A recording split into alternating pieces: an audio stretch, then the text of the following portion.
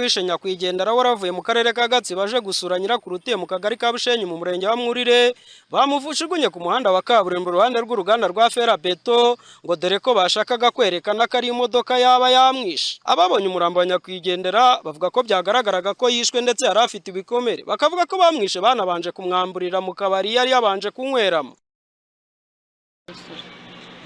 Birasaba inzego leta y'u Rwanda cyangwa inzego z'umutekano gukurikira za nsoresore bakazigenzura byanga niba umuntu yirirwa mu kabari cyakakararamo nta kazi afite cyangwa adahinga cyangwa kandi akaza afite akararira akagera saa 8 nibo babajura nibo abandi bica abantu.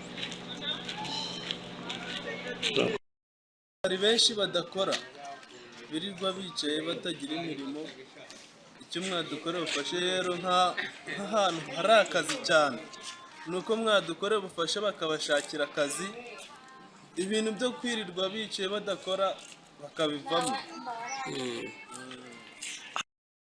Ngaha sanga umuntu yari mu muhanda ngo bamwishe, abamwishe nabo ntago bamenyekanye ariko mu makuru dufite ngo bamuteze umuhungu bari kumwe ngo niwe birukanse harabacika.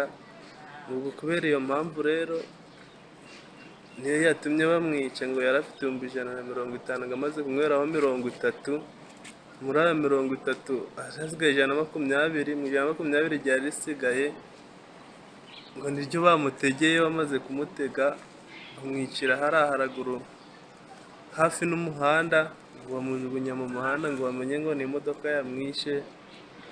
Ubwo birangije nibwo umuhungu bari kumwe yagiye guhurutsa iwabo kuko intangaye yatabaje ngo habuze uwamutabara. Nibwo rero iwabo baje bakigera hariya basanga umuntu wabo ari mu muhanda yapfuye.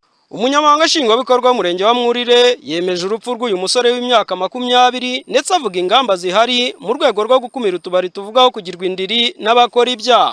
Byabaye ariko inzego ziracyari gukurikirana ngo zirebe ko yishwe ko twamusanze ari muri kaburimbo.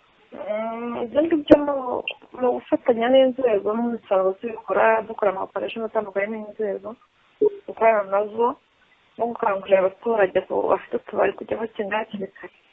Ibi bibaye nyuma y'icyumweru kimwe umucuruzi ucuruza akabari afunzwe akekwaho kwica uwanyweraga mu kabari ke, ndetse ibi bikaba byarabereye hafi mu kilometero kimwe uvuye ahabonetse umurambo w'uwo musore. Justin Ngabonziza, ATV mu karere ka Rwamagana.